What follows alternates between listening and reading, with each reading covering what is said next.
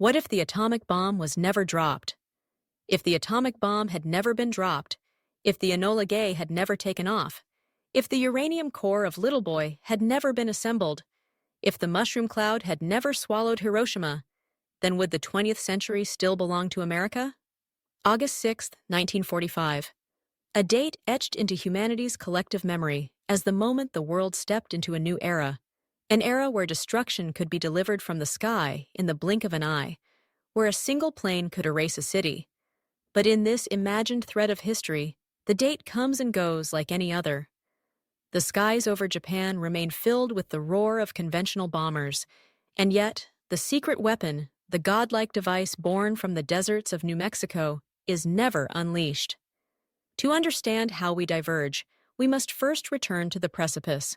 In the summer of 1945, the Allied powers stood victorious in Europe. Hitler was dead. Berlin lay in ruins, but across the Pacific, the Japanese Empire fought on with grim resolve. Despite the firebombing of Tokyo, the loss of Okinawa, and a crippling naval blockade, the militarist factions within the Japanese High Command rejected unconditional surrender. They demanded guarantees, retention of the emperor, autonomy in domestic governance. The United States, under President Harry S. Truman, refused. The Manhattan Project had already borne fruit. The Trinity test had shattered the silence of the Jornada del Muerto desert. The science was no longer hypothetical. 2 bombs were ready, Little Boy for Hiroshima, Fat Man for Nagasaki. Yet, in this alternate timeline, a shift occurs, small, subtle, but devastating in its consequence. In this version of history, Secretary of War Henry Stimson wins a final debate within Truman's inner circle. Concerns about the morality, long-term precedent, and post-war geopolitical ramifications of using nuclear weapons weigh heavier than in our reality.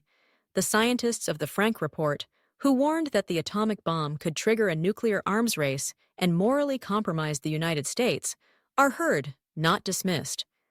Truman hesitates, and then the Soviets declare war on Japan on August 8, 1945, just as planned. The Red Army surges into Manchuria with overwhelming force, tearing through the Kwantung Army in days. Faced with a new front and a rapidly collapsing defense perimeter, Japan's situation grows more desperate. But without the psychological shock of Hiroshima, there is no surrender by August 15th. Instead, Operation Downfall, the planned Allied invasion of Japan, becomes inevitable. The beaches of Kyushu, codenamed Operation Olympic, are the first target. Hundreds of thousands of American, British, Australian, and Canadian troops prepare to storm the southern home island. Intelligence estimates project over 1 million Japanese troops, fanatically prepared to defend the homeland. Civilian militias are armed with bamboo spears and Molotov cocktails. Schoolgirls are trained in suicide tactics. Every rice paddy becomes a killing field. As the sun rises on November 1, 1945, the Pacific War turns apocalyptic. American naval bombardments flatten coastal defenses. Kamikaze squadrons scream down from the skies, tearing into aircraft carriers and troop transports. The Japanese strategy is attritional, to bleed the invaders until political will crumbles. Allied soldiers encounter not just military resistance, but an entire society prepared to fight to the death. Casualties soar. In our reality, the atomic bomb killed roughly 200,000 civilians. In this alternate history, the invasion claims far more. Estimates range from 500,000 to over 1 million Allied casualties. Japanese civilian deaths exceed 5 million. Cities are burned, towns annihilated, infrastructure obliterated. The firebombing of Tokyo becomes a prelude, not a crescendo. But even amid the bloodshed, Japan refuses to yield. The emperor remains silent. The militarists tighten their grip. Rumors spread that American soldiers torture prisoners, desecrate temples, execute women. Tokyo broadcasts defiance to the world. In Washington, the pressure grows unbearable. Public opinion turns. Mothers march outside the White House, holding portraits of sons already dead in the Pacific.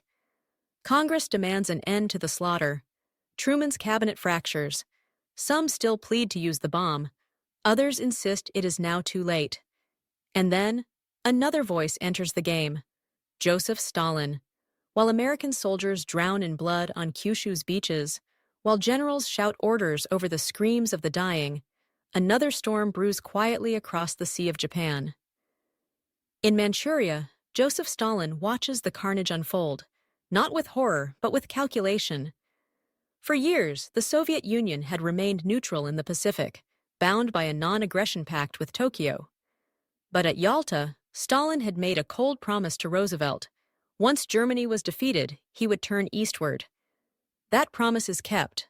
On August 8, 1945, the Soviet juggernaut erupts into Japanese-held territories in Northeast Asia. But with no atomic bomb to jolt Japan into surrender, Stalin realizes something the Americans do not. The longer the war drags, the more land he can take, and the deeper he can plant his flag into the heart of East Asia. The Red Army does not stop in Manchuria. With brutal efficiency, Soviet forces surge south into Korea, meeting minimal Japanese resistance. Seoul falls in days. Stalin, emboldened by the American quagmire on Kyushu, issues new orders. Seize as much of the Japanese archipelago as possible before the Americans consolidate their gains. In our world, Korea was split at the 38th parallel. In this one, the Soviet advance doesn't pause. They push further, down the Korean peninsula, into the Tsushima Strait, and across to the northern coasts of Honshu. With Tokyo locked in its own suicidal defense of the home island's interior, the Soviets land forces near Niigata and Sendai. The Japanese army, already overstretched, cannot respond on two fronts. What remains of the Imperial Navy is either at the bottom of the sea or paralyzed in port. And so, for the first time in modern history, foreign boots touch the sacred soil of mainland Japan. Not American, but Soviet. Truman is livid. The Soviet landings catch Washington entirely off guard. Intelligence analysts scramble. The Joint Chiefs fear the worst. If Stalin takes Tokyo, there may be no Japanese surrender at all, only a new kind of occupation, one painted red. And yet, Truman's hands are tied. The U.S. military, battered and bleeding, cannot mount a northern counteroffensive while still locked in the hellish meat grinder of Kyushu. Air superiority is contested. Supply lines are overstretched. Winter approaches. And worst of all, Stalin knows it. He sends a telegram, polite, clinical, insidious. The Soviet Union is prepared to assist in administering a democratic reconstruction of Japan. It reads, in partnership with Allied forces. Truman knows what that means. Eastern Europe all over again. Puppet governments, show trials, purges. A Japan not reborn, but consumed. American diplomats scramble to stall. Truman sends emissaries to Tokyo, offering unprecedented terms. The emperor may remain. Japan may retain limited sovereignty. Even post-war trials might be moderated. Anything to end the war before the Soviets reach the capital. But in the shattered war councils of Tokyo, two visions compete. On one side, the moderates, those who believe surrender is now inevitable, that survival is preferable to annihilation. They argue the Americans, for all their destruction, promise a future. The Soviets offer only darkness. On the other, the ultranationalists, the hardliners who view any surrender as treason, who prefer honorable death to the shame of defeat. And in this alternate world, the hardliners have more time. Time bought by the absence of a mushroom cloud. Time bought by the bleeding of American troops in a conventional war. Time to execute coup attempts, to silence peace envoys, to harden the capital. Meanwhile, Soviet flags rise across Hokkaido. By January 1946, the Red Army has seized the entire northern island. Stalin installs a provisional government of liberated Japanese workers. Propaganda broadcasts in Japanese call for revolution. Class struggle, the end of the imperial cult. Soviet advisors flood the region, training militias, organizing councils. Japan is being split before the war is even over. American generals now face a decision as grave as any since Normandy. Do they escalate? Launch a second front to drive out the Soviets? Or do they rush the capture of Tokyo no matter the cost, hoping to present the world with a fait accompli? General Douglas MacArthur, returned from the Philippines and now Supreme Commander in the Pacific, argues for one bold, final push. He believes capturing Tokyo will break the Japanese spirit once and for all.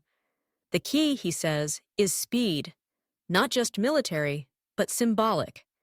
Victory must be seen, broadcast, proven. And so begins Operation Black Rain. A push straight toward Tokyo, through the mountain passes of Honshu, where every valley is a grave waiting to be filled, every village a trap. The Japanese civilian population is exhausted, starving, terrified. But the army remains fanatical. Suicide tunnels are detonated under American tanks. Whole families die rather than surrender. It is not just a battle for territory. It is a battle for the soul-gi of Japan. But even as American troops close in, Stalin prepares his final move. He wants Tokyo too. Winter descends like a curtain over the Japanese archipelago. Snow buries the scorched remnants of cities. Frost coats the twisted steel of collapsed rail lines. In the shattered highlands north of Tokyo, American troops fight uphill, both literally and metaphorically. Every mile is earned with blood. Every village a fortress. Every civilian, young or old, potentially an enemy. But it is not only the Japanese they fight now. Across the Sea of Japan, the Soviets have completed their conquest of Hokkaido. The red flag with its hammer and sickle now flutters above Sapporo's government buildings. A provisional People's Committee declares the foundation of the Democratic Republic of Northern Japan. Its first proclamation, "The Emperor is a relic. The workers shall rise." Stalin watches from the Kremlin with predatory calm. The longer the Americans hesitate, the closer his armies creep. Behind him, his generals unfurl new maps, arrows extending beyond Niigata and Sendai, pointing toward Tokyo. For Stalin, the capital is more than a military target. It is the jewel, the message, the prize. And so, Soviet forces are loaded onto transport ships. They move under the cover of blizzards and clouded skies. The Pacific Fleet, reborn since its early humiliation in 1905, escorts them across the strait. By mid-February 1946, the Red Army is landing in Chiba Prefecture, just east of Tokyo Bay. The Americans are stunned. MacArthur pounds the table in rage. His carefully laid plans, months of logistics, thousands of dead, now hang by a thread. If the Soviets reach the Imperial Palace first, the psychological collapse of Japan could be steered not toward American reconstruction, but communist revolution. There would be no Hiroshima, no Nagasaki to justify American dominance in the post-war world. Only shared ruin and divided spoils. President Truman convenes an emergency war council. Some demand the unthinkable, the bomb. "It's still there," Secretary of the Navy James Forrestal reminds him. "We built it. It waits." But Truman, having already spared the world from its fire once, hesitates again. "If we use it now," he murmurs, "we show we lied, that it was always about dominance, not necessity." Instead, the order is given. All forces to Tokyo. No more delays. No more calculated offensives. A direct drive. Urban warfare, street by street if need be. And so begins one of the most desperate military races in modern history, the race for Tokyo. The Japanese capital, once a glittering symbol of empire, is now a smoking husk. Entire districts lie flattened from earlier firebombings. Bridges have been rigged with explosives. Thousands of Japanese soldiers remain, bunkered in tunnels and train stations, waiting for a final stand. Civilian groups, barefoot, starving, have become suicide squads. As American tanks roll through Setagaya and Shinjuku, the Soviets push from the east, entering through Chiba and Ichikawa. Soviet paratroopers drop into Koto Ward under a hail of anti-aircraft fire. Artillery thunder echoes between buildings already reduced to skeletons. By March 2nd, 1946, both forces converge at the Sumida River, and the nightmare begins. Urban combat consumes Tokyo. The Americans fight for the heart of democracy, the dream of rebuilding a peaceful Japan under their occupation. The Soviets fight for revolution, the opportunity to spread their ideology into the soul of Asia. But for the Japanese still alive, none of it matters. To them, both sides are conquerors. The war is no longer about flags or emperors. It is about survival. A historic meeting is hastily arranged between American and Soviet commanders, deep within the ruins of the Imperial Hotel. General MacArthur meets Marshal Vasily Chuikov, the hero of Stalingrad. They sit across a broken table. No translators, no protocol, just grit and suspicion. Chuikov offers a ceasefire. Let us split the city, north to us, south to you, as Berlin was split in Europe. MacArthur refuses. This is not Berlin, he growls. This is Tokyo, and we will not carve up the soul of Japan like meat on a table. The meeting ends in silence. Outside, the shelling continues. Meanwhile, the Japanese Emperor, Hirohito, remains cloistered in his bombed-out palace. His advisors plead for a decision. If he speaks now, if he orders surrender, he may still shape the nation's future. But if he stays silent, he risks seeing his country torn in two. The weight of 3 million dead sits upon his shoulders. And then, on March 9, 1946, as Soviet forces reach the Tokyo Skytree ruins and American infantry pushes into the Ginza district, a sudden radio broadcast cuts through the static across Japan. A voice, weak but unmistakable. My people, the time has come to endure the unendurable. The surrender of Japan is finally declared, but the city is still burning. The voice of Hirohito echoes through the ash-laden air like a ghost of the old world, trembling and distant. The Japanese people, huddled in cellars, temples, and ruins, listen in disbelief. After years of propaganda, of divine war, of sacred soil and noble death, their living God has surrendered. But surrender in this world does not bring peace. The imperial proclamation halts some fighting, but not all. In Tokyo, American and Soviet soldiers continue skirmishing in alleys and train tunnels, confused and suspicious. Both sides claim they are securing the city. Commanders bark orders into radios, each fearing the other will seize a symbolic site first. The Imperial Palace, the Diet Building, the NHK Broadcast Tower. At dawn on March 10th, General MacArthur makes his move. Under cover of darkness, he orders the 11th Airborne Division to secure the palace grounds. Paratroopers land directly in the gardens. Tanks roll up from the southern wards. American flags are planted within the palace gates. Stalin reacts instantly. Soviet forces, blocked from central Tokyo, consolidate in the northeast. They raise red banners over Ueno Park and the ruins of the University of Tokyo. Chuikov declares the eastern half of the city a Soviet-administered stabilization zone. Overnight, barbed wire and roadblocks divide Tokyo like a wound. The city, like Berlin before it, has been split. But Japan is not Germany. It is not a defeated Nazi state with a clear ideological vacuum. Japan still has its emperor. Its bureaucracy, though battered, remains intact. And most importantly, its people are not yet ready to submit to foreign rule, especially divided rule. MacArthur issues a statement. The United States recognizes the emperor as a symbol of continuity for the Japanese people. Our goal is not conquest, but partnership. Behind closed doors, however, the military begins drafting a new constitution, modeled loosely on the American system. Japanese generals loyal to surrender are recruited. Police forces are rebuilt. Rations are distributed, selectively. Meanwhile, in the Soviet zone, a different vision unfolds. Stalin's advisors begin organizing people's councils in war-torn neighborhoods. Food is offered, but only to those who denounce imperialist collaborators.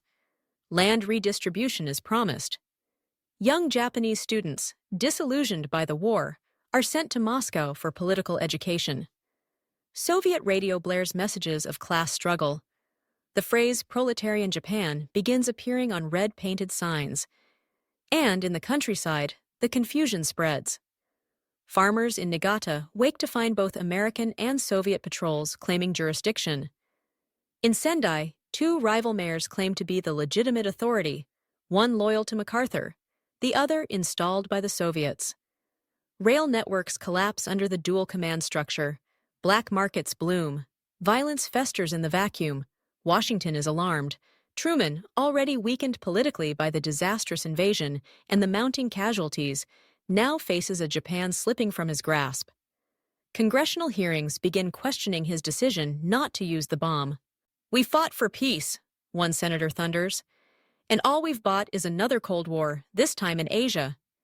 And yet, the alternative, nuclear fire, is no longer politically viable. The bomb, once a secret, is now a symbol. The world knows it exists, but it has not been used, and that absence, that restraint, changes everything. The Soviets, too, sense opportunity. Stalin orders a diplomatic offensive. Ambassadors are dispatched to China, to Korea, to India, proclaiming the USSR as the liberator of Asia. Propaganda emphasizes Soviet mercy, contrasting their occupation of northern Japan with American bombings of civilian cities. The message: Moscow brings revolution, not annihilation. In the United States, protests grow. Veterans returning from Kyushu tell stories of horror. Children with grenades, civilians burned alive, weeks without sleep. Mothers ask why their sons died when a weapon capable of ending the war was withheld. Truman's approval plummets. Rumors swirl of a coming Republican landslide in the 946 midterms. Amid this turmoil, the Japanese people themselves begin to act.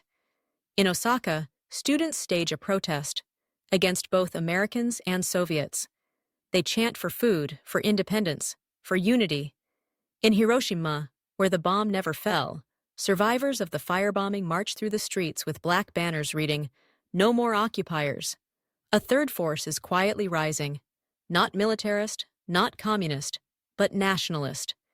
And in Kyoto, a former bureaucrat named Ichiro Tanaka convenes a secret gathering. There, under candlelight, in a ruined shrine, he speaks. "Japan must not become Berlin. We must not be a pawn between two giants. We were defeated, but we are not broken.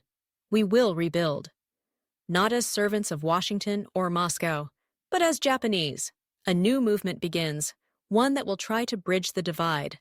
But the clock is ticking. Across the Pacific, the American military prepares for a prolonged occupation. In Moscow, Stalin draws a new line on the map, one that cuts through the heart of Honshu. And in the middle, a fragile, war-torn nation teeters on the edge of permanent division. The year is 1947, and Japan is no longer one nation. It is a scar, running down the spine of Honshu, splitting a broken country into two rival shadows of its former self. In the West and South, American-backed ministries begin issuing ration books, rebuilding factories, and broadcasting messages of democratic renewal. In the Northeast, the Soviets tighten their grip, replacing textbooks, rewriting laws, and purging anyone deemed a servant of imperialism. And somewhere in the middle, caught between occupation zones, lies a stretch of land no map officially names. They call it the Gray Zone. It stretches from Fukushima to the inland passes of Gunma, a lawless corridor of ghost villages, war-torn roads, and bombed-out bridges. Neither Washington nor Moscow admits control. Both deny responsibility, yet both patrol it, and neither tolerates resistance. This is where the first embers of rebellion catch fire. It begins with whispers, among university students in Kyoto, among farmers in Niigata, among monks whose temples were shelled into ruins by both sides. They speak not of communism or capitalism, but of unity, of the Japan that existed before the foreigners came, a Japan that is neither red nor blue, but whole. At the center of this movement stands Ichiro Tanaka. Once a bureaucrat in the Ministry of Home Affairs, Tanaka had survived the bombing of Osaka and the collapse of Tokyo. Now, he travels by foot through the Gray Zone, rallying students, ex-soldiers, priests, and even former Yakuza into what becomes known as the Koka Saisei Dome, the National Reconstruction League. Their goal is impossible. Their weapons are few, but their resolve is absolute. By late 1947, Tanaka's league has grown from a rumor to a force. American and Soviet patrols vanish in the mountains. Leaflets appear overnight in Tokyo and Sapporo. Japan belongs to no one. Murals bloom on broken factory walls. Crimson sunbursts without flags, without slogans. Just the kanji for one word: Hansei. Rebirth.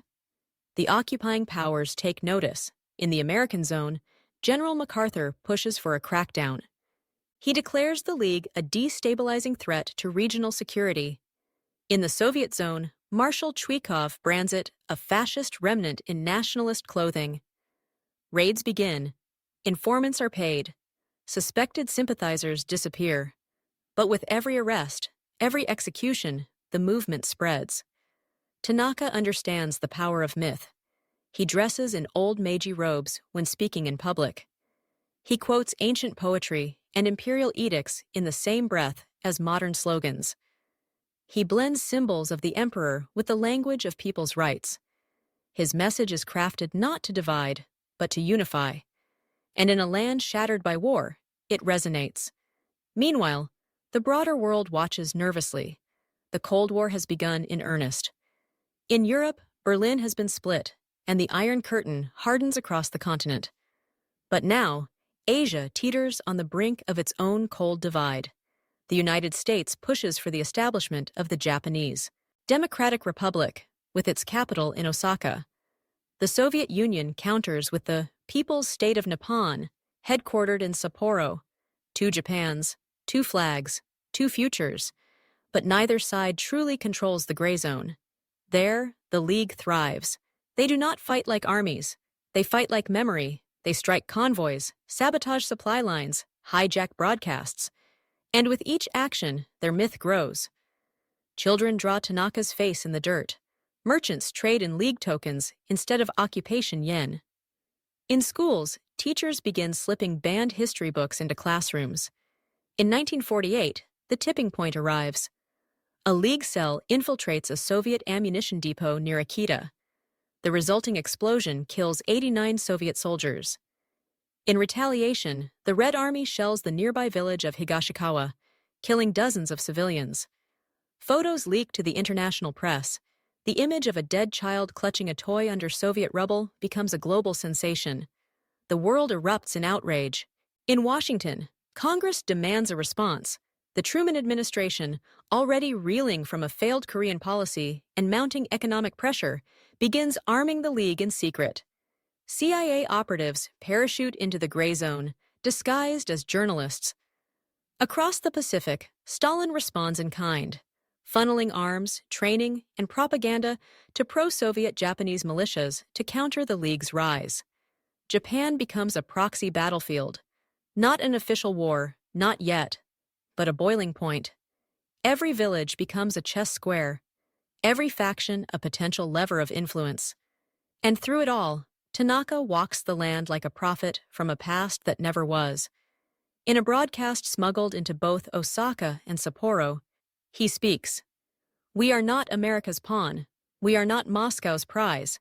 We are not the ashes of empire, nor the experiment of empires. We are Japan, and we will be whole." The occupiers do not know what to make of him. Is he a nationalist? A revolutionary? A mystic? But they do know one thing. He is dangerous. Plans are drawn. Assassins are dispatched. And in the spring of 1949, Tanaka's convoy is ambushed in the mountains of Nagano. Shots ring out. Smoke rises from the pine-covered slopes. And for a moment, the future of Japan hangs in silence. The shots in the Nagano Mountains echo far beyond the forest.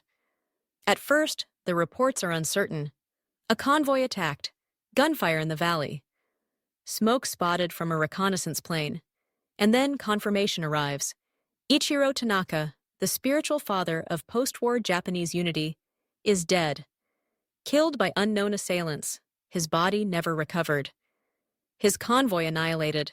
The news breaks both hearts and resolve. In Osaka, Candlelight vigils stretch for miles. Students write his name in blood on the walls of their classrooms. In Sapporo, pro-Soviet newspapers dismiss him as a reactionary agitator. But even there, whispers of mourning slip through. And in the gray zone, the ungoverned belt where Tanaka once walked, the people do not cry. They prepare. The National Reconstruction League does not collapse. It mutates. Tanaka's death is not an end.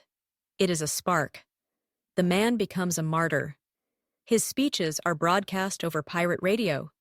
His image appears in shrines and on graffiti, his silhouette now crowned by a golden sunburst. Not just a rebel, but a savior.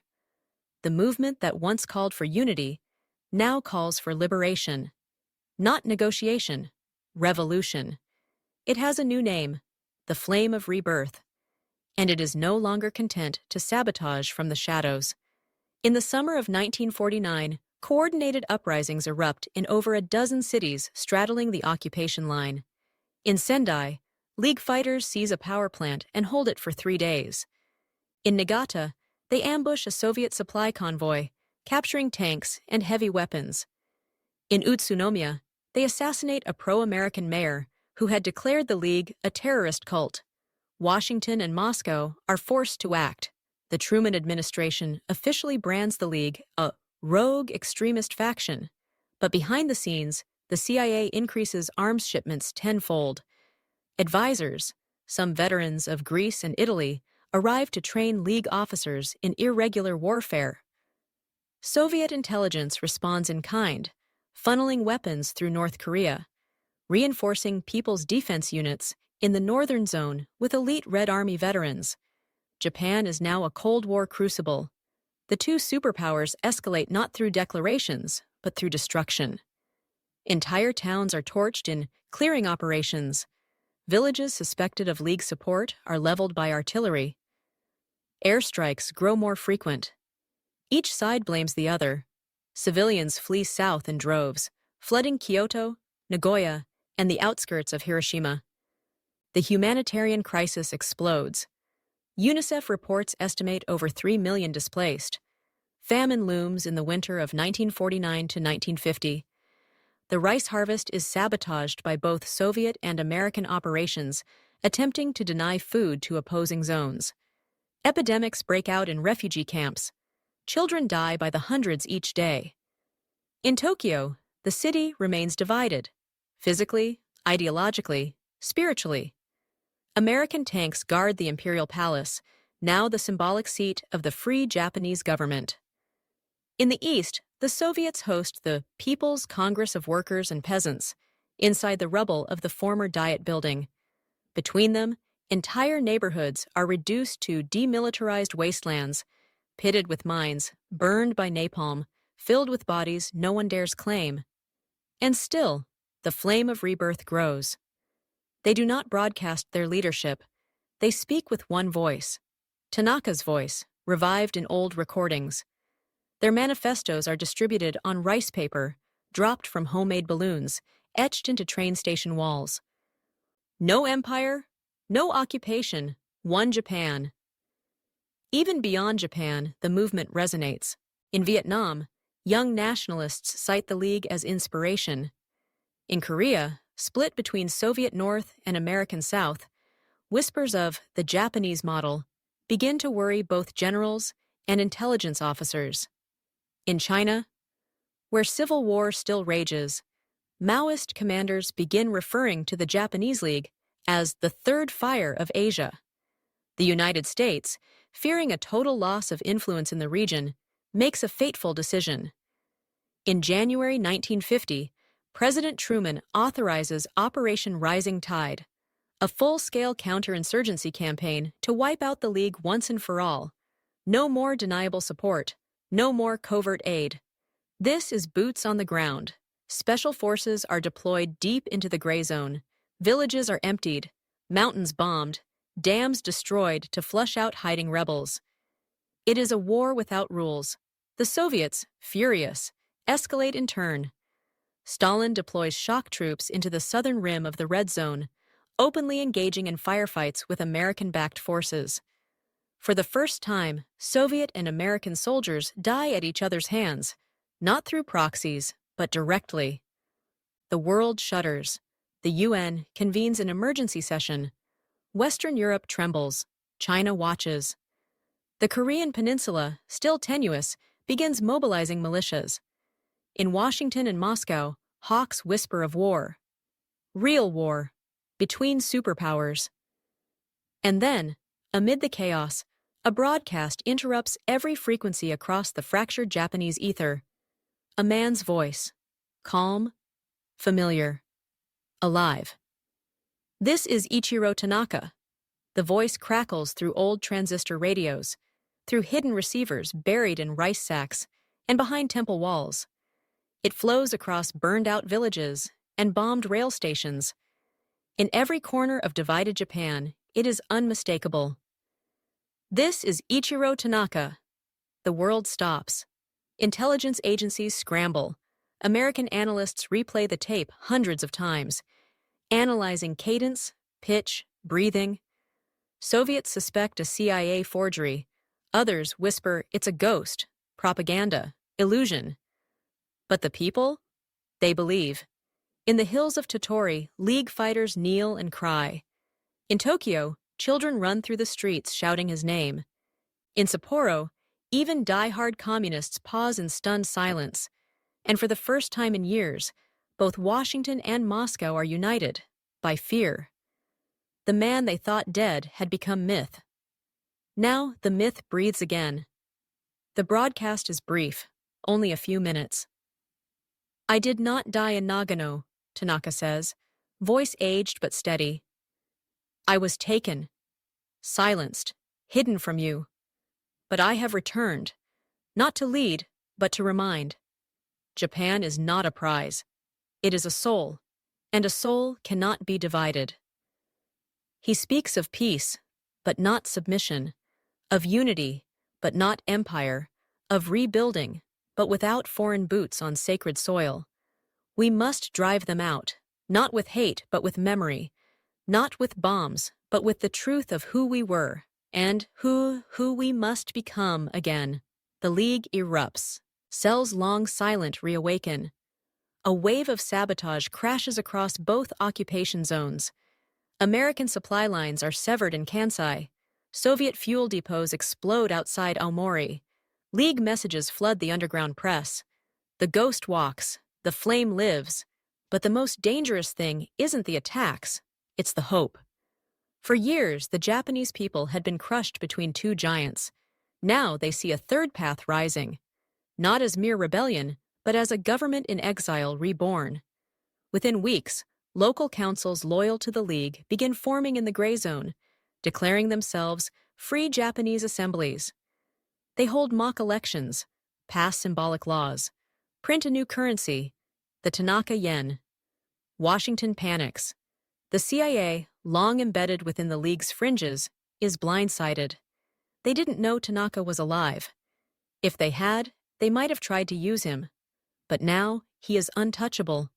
Neither puppet nor ally, but an icon beyond control. In desperation, MacArthur pushes Truman to escalate. Declare the League a terrorist regime. End this confusion. End this war. But Truman is no longer the man he was in 1945. Weary, politically cornered, and facing rising anti-war protests at home, he hesitates. He remembers the day he chose not to drop the bomb. He wonders, did he spare the world, or did he fracture it forever? In Moscow, Stalin is less sentimental.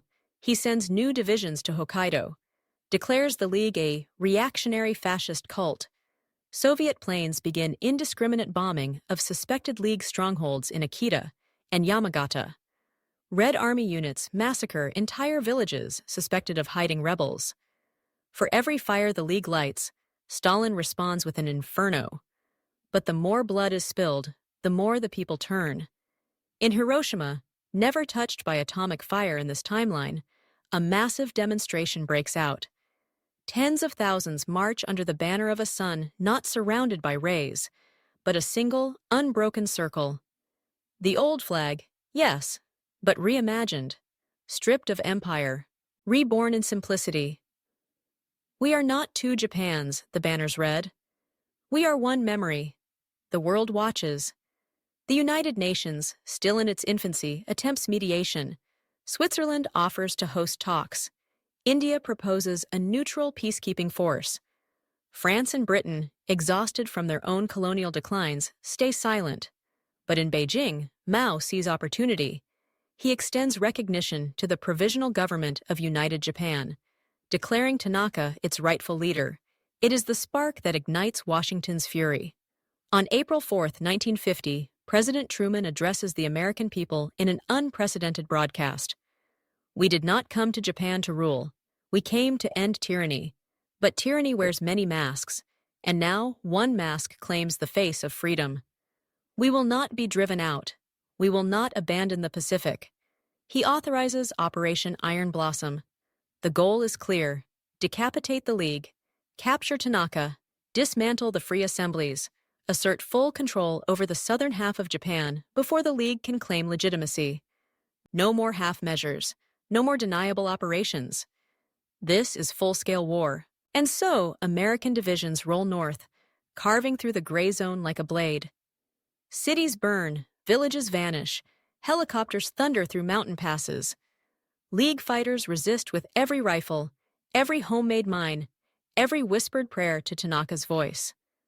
But in the chaos, Tanaka himself vanishes once again. Some say he retreats into the forests of Chubu. Others claim he's gone to Kyoto to convene a secret congress of surviving Meiji scholars. A few believe he's already dead again, and the voice was only a recording, cleverly timed. But in the League, it doesn't matter. The man is now beyond flesh. He is story. He is the idea that Japan, for all its agony, still belongs to itself.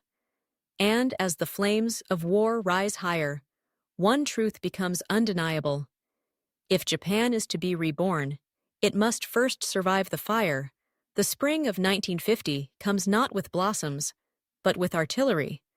From the plains of Kyushu to the icy shores of Hokkaido, Japan is no longer a nation. It is a battlefield, not a war between countries, but within one land, claimed by three flags: the stars and stripes, the hammer and sickle, and the rising sun reborn. Operation Iron Blossom, the American campaign to crush the League, advances with mechanical brutality.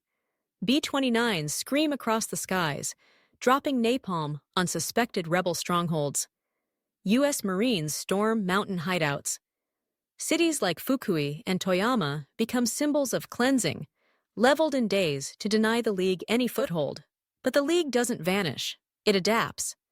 Their fighters melt into forests, rice paddies, temple ruins.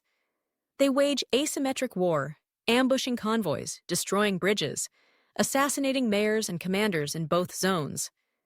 In the chaos, the civilian population suffers most. Bombed by one side, arrested by another, used as shields by all. And still, Tanaka's voice persists. Each week, a new broadcast. Sometimes a live transmission, sometimes a recording, sometimes only a poem whispered into the airwaves. But always the same message. Japan is not a corridor for empires. It is the body of its people. In Tokyo, what remains of the central city sits under de facto American rule. But protests boil daily. Students hurl Molotovs into military vehicles. Monks blockade American bases with their bodies. Even bureaucrats, once loyal to the Free Japanese government, begin to question Washington's role. And in the North, the Soviets face their own reckoning. The People's State of Nippon, propped up by Moscow, begins to crack under its contradictions. Food shortages erupt. Young conscripts flee into the mountains, joining the League. Peasants in Aomori rise up against forced collectivization. Red Army patrols go missing.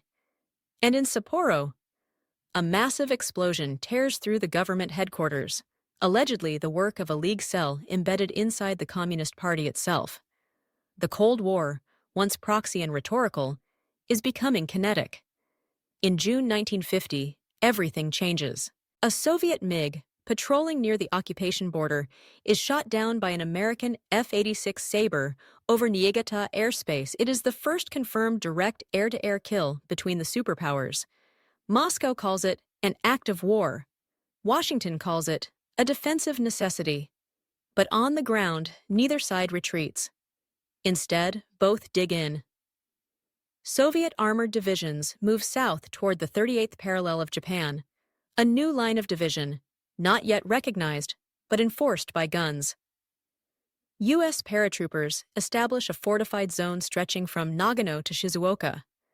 Between them lies the heart of the League, the gray zone, now glowing red with rebellion. And within this crucible, a new actor emerges. Civilian Japan. Not the governments, not the League, but the people themselves. In the untouched rural villages of Shikoku and southern Honshu, independent councils form. Not aligned with any force, they declare neutrality. Farmers band together to defend their land, not from foreigners, but from all armies. They call themselves Kokumin no Kabe, the People's Wall. Armed with stolen rifles, hunting bows, and sheer desperation, they erect roadblocks, expel militias, and establish zones of peace. Journalists from France and India embed with them, reporting on the quiet revolt within the revolt. Their message spreads: stop fighting for Japan, start living in it again. By late summer, there are over 120 of these autonomous enclaves. Some ally with the League, others reject all outside politics. A few begin diplomatic talks with each other, drafting charters, pooling resources, and even exchanging agricultural seed stock. A shattered nation starts to knit its own fabric, one patch at a time. But the great powers are blind to it. In August 1950, Stalin issues an ultimatum to Washington: withdraw from northern Honshu within 30 days or face full military retaliation. Truman responds in kind. Any Soviet advancement beyond established lines will be interpreted as an act of global war. The world stands on the edge. And Japan, the land meant to be rebuilt from the ashes of fascism, now becomes the fulcrum of future history. Tanaka reappears, or rather, he is seen, briefly, at a League gathering near Mount Fuji. Grainy footage, broadcast by underground radio, shows him in robes once again, walking among villagers, touching foreheads, blessing children. In the background, burned trees, mountains, clouds, but no soldiers. A voiceover follows. It was not Hiroshima that ended the war. It was not Nagasaki. Those were blinks of flame. But what we feel now is the burn that never ends. If we do not stop the cycle, the fire will consume not just Japan, but the world. His message: ceasefire, convention, talks between the League, the People's Wall, and both superpowers. A neutral conference, perhaps in Kyoto. A moment to breathe, but neither Washington nor Moscow listens. And so the final question looms: will the fire burn until there is nothing left? Or will the people of Japan choose a path no general, no president, no ideology ever imagined? As autumn's chill descends upon the ancient city of Kyoto, its serene temples and crimson maples stand in sharp contrast to the turmoil engulfing the archipelago. For the first time in 5 years, a fragile hope flickers amid the smoke and rubble, a hope born from desperation, from exhaustion, and from the vision of one man, Ichiro Tanaka. Kyoto, spared much of the wartime devastation, becomes the unlikely stage for a summit that could reshape the fate of Japan, and perhaps the world. The leaders of the three factions, the American-backed Free Japanese Government, the Soviet-backed People's State of Nippon, and the independent National Reconstruction League, agree to meet. Invitations are extended also to representatives of the People's Wall enclaves, the autonomous civilian communities that have defied both superpowers. For weeks, the city buzzes with guarded anticipation. Soldiers patrol the streets, but their weapons are sheathed. Crowds gather quietly in tea houses and market squares, whispering rumors of peace. Inside a restored Kyoto palace, the summit begins. Ichiro Tanaka enters last, flanked by his closest aides, his robes immaculate despite years of hiding.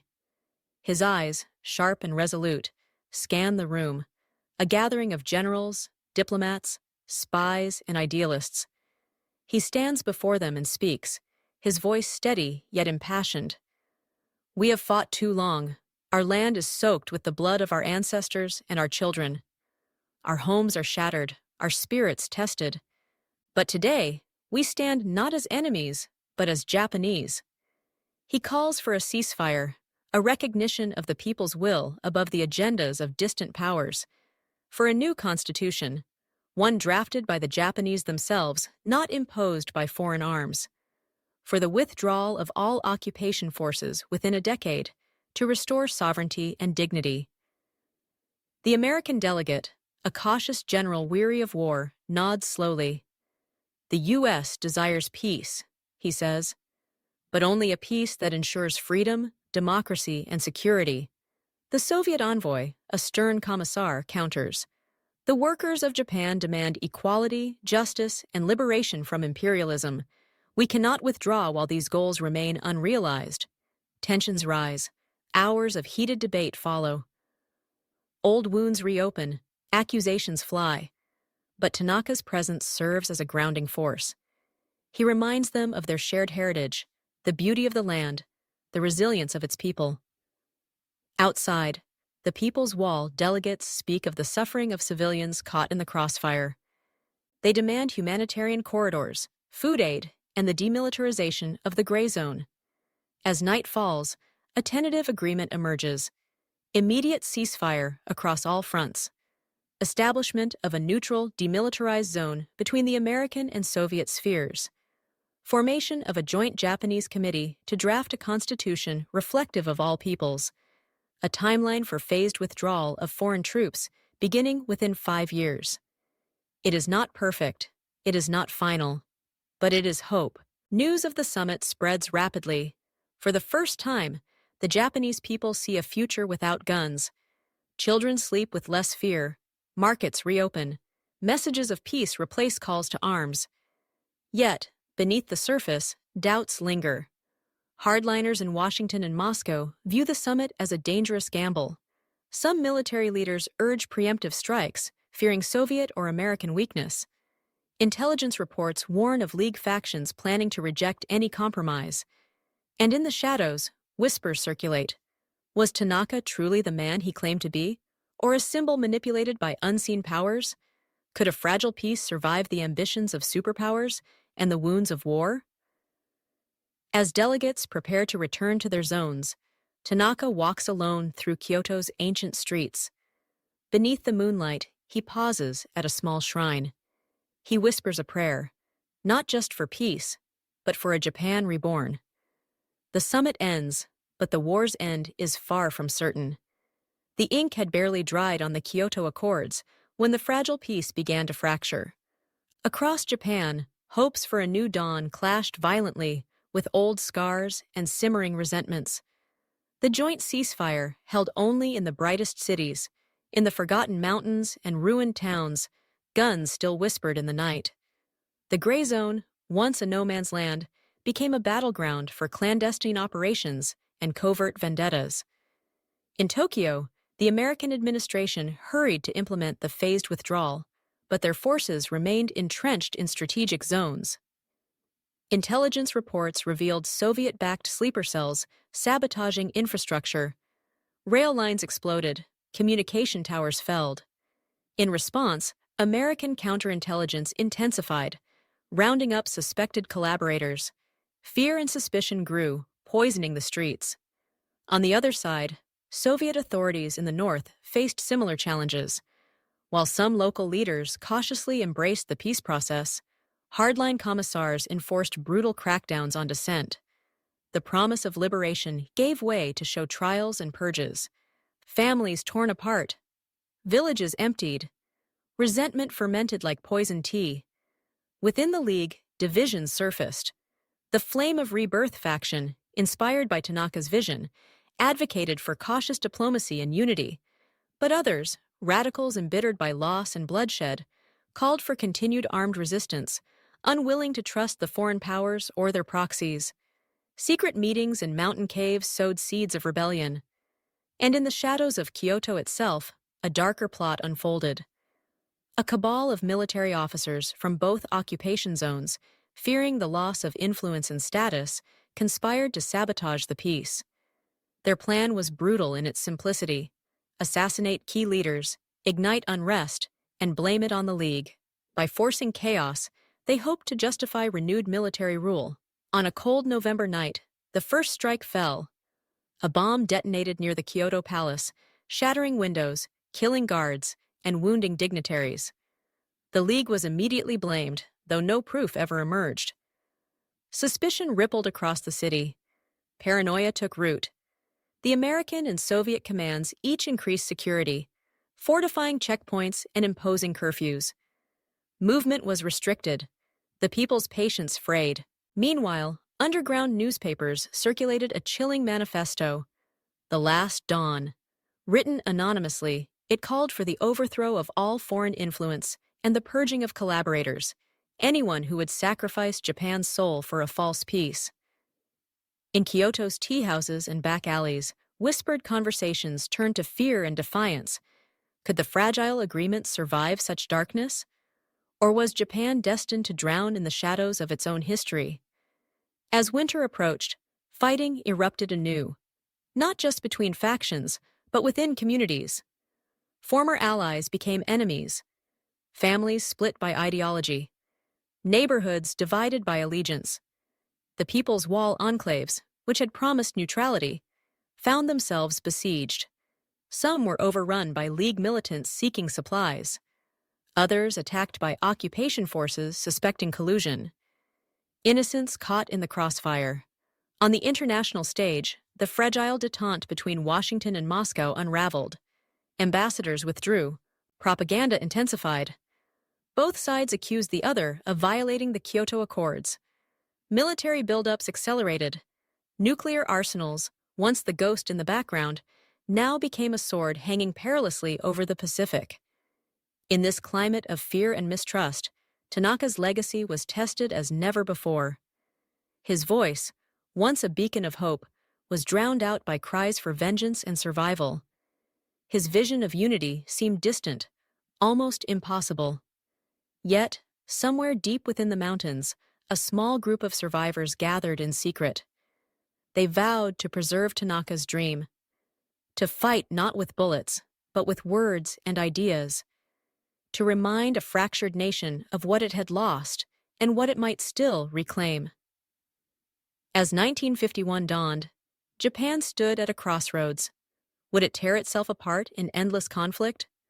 Or could the ember of peace, fragile but burning, be nurtured back to life? By early 1951, the landscape of Japan was unrecognizable. Cities lay in ruins, the countryside scarred by years of conflict, and the people weary beyond measure. The Kyoto Accords, once hailed as a beacon of hope, had fractured under the weight of mistrust, betrayal, and violence. Yet amidst the ash and embers, a faint glimmer of hope remained. The international community, alarmed by the escalating conflict, pushed for renewed diplomacy. The United Nations, still young but determined, convened a special summit in Geneva. Representatives from the United States, the Soviet Union, the Japanese factions, and neutral nations gathered to seek a path away from the brink. Ichiro Tanaka, whose whereabouts had been a mystery since the last broadcast, emerged as a symbolic figurehead once more. Though his physical presence remained elusive, his ideas and writings fueled the talks. Delegates carried copies of his manifesto, Japan's Soul Reclaimed, as a guiding text. The negotiations were arduous. The American delegation insisted on guarantees of democracy and free elections, wary of communist influence creeping into Japan. The Soviets demanded recognition of the People's State of Nippon and protections for workers' councils, wary of capitalist domination. The League pushed for true independence, free from foreign occupation and interference. Amid the debate, the People's Wall representatives pleaded for humanitarian aid and ceasefire enforcement, warning that civilian suffering could fuel further unrest. Days turned into weeks. The world watched anxiously as the fate of Japan hung in the balance. Back home, the Japanese people struggled with exhaustion and hope. Food shortages persisted, infrastructure crumbled, but signs of resilience appeared. Farmers in autonomous zones harvested their first post-war crops. Students returned to reopened schools. Artists painted murals of peace and unity. Radio broadcasts in Tokyo spoke cautiously of reconstruction and reconciliation. Yet violence was never far. Skirmishes flared in border towns. Assassinations and sabotage persisted. Hardliners on all sides resisted compromise, fearing loss of power and identity. The ghosts of war haunted every corner. In a quiet moment, Tanaka's voice echoed over clandestine broadcasts once more. Peace is not a gift granted, it is a task earned. We must choose, to build or to burn. His words resonated deeply. On the final day of the Geneva summit, a breakthrough occurred. The delegations agreed on a roadmap, a nationwide ceasefire with international peacekeepers deployed to monitor compliance, the creation of a transitional Japanese government representing all factions empowered to draft a new constitution, a phased withdrawal of foreign troops over 10 years with economic aid to rebuild infrastructure, guarantees of human rights, and protections for political expression. The agreement was not perfect, but it was progress. In Japan, celebrations erupted cautiously. Bells tolled in Kyoto's temples. Streets filled with song and dance, survivors embraced, tears mingling with soot. A nation scarred, but not broken, dared to dream again. However, the path ahead remained perilous. The peacekeepers, drawn from neutral countries, faced hostility and suspicion. Reconstruction funds were often misappropriated amid corruption and chaos. Political factions jockeyed for influence, and the Cold War's shadow loomed large, threatening to pull Japan back into global conflict. Still, Japan had crossed a threshold. From the ashes of a war never ended by atomic fire, a new chapter began, one defined not by bombs, but by the difficult work of healing and unity. What if the atomic bomb had never fallen? What if the sky over Hiroshima remained clear, unscarred by the terrible mushroom cloud? What kind of world would we live in? One shaped not by the flash of nuclear fire, but by years of grinding conflict, fractured sovereignty, and an uncertain peace. In this alternate history, we have traveled a long and winding path through the shadows of a war that did not end swiftly, but dragged on in brutal slow motion.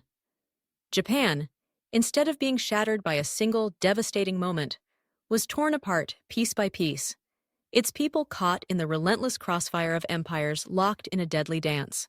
Without the atomic bomb's sudden horror, the Soviet Union seized deeper footholds in East Asia, challenging American dominance in ways never fully realized in our history. The Japanese archipelago became a battleground not just of soldiers, but of ideas, loyalties, and survival. Occupied zones split the nation, the people divided between ideology and instinct. Cities burned longer, families suffered deeper, and the scars ran wider. Yet amid the ashes of a war never ended by atomic fire, a flame endured. The voice of Ichiro Tanaka, whether man or myth, kindled a resistance not only against foreign armies, but against the very division that sought to fracture Japan's soul. His vision, a call for unity beyond ideology, resonated with a people who yearned for identity beyond the flags that claimed their land. Japan's story became one of resilience, rebellion, and relentless hope. A nation refusing to be a mere pawn in the great powers' game. The Cold War's shadow loomed larger than ever, but the Japanese people, fractured yet determined, began to forge a new identity, one born of struggle, compromise, and the painful pursuit of sovereignty. The wounds of war were deep, but the desire for peace and self-determination burned brighter. This imagined world forces us to confront difficult questions about the cost of peace and the shape of history itself. Would we choose a swift, terrible end by atomic fire, or a slow, wrenching conflict that tests every fiber of human endurance? Would the post-war order be more just or more brutal? Could a nation survive occupation and division long enough to reclaim itself? Or would it be lost forever to the tides of superpower rivalry? And beyond Japan, what would this mean for the world? The prolonged conflict in Asia would ripple across global politics, delaying reconstruction, accelerating the arms race, intensifying proxy wars, and reshaping alliances. The absence of the atomic bomb's demonstration of power could mean a more volatile Cold War, perhaps even a different trajectory for nuclear proliferation. The moral implications are profound. The bomb's use remains one of the most contentious decisions in history. It brought devastation, but arguably shortened the war. Its absence may have spared a moment, but prolonged suffering in a different, grimmer form. Which is the lesser evil? Which path offers true peace? These questions echo through time and demand reflection. Would you want to live in a world where the atomic bomb was never dropped? Where peace came only after years of brutal struggle, occupation, and division? A world where hope was fought for every day and sovereignty was a prize wrested from competing giants? Or is the history we know, with all its flaws and horrors, the lesser of two evils? A swift reckoning that ended global conflict and ushered in an uneasy peace. History is not just a record of what happened. It is a tapestry of possibilities, consequences, and choices. Through exploring these alternate paths, we come to better understand the fragility of peace and the enduring strength of the human spirit. Thank you for traveling this journey with me. I invite you to share your thoughts and reflections in the comments below. How do you view this alternate history? What lessons do you think it holds for our present and future? Let's start a conversation, because history is not only about the past, it's about the stories we tell ourselves, the futures we imagine, and the world we choose to build.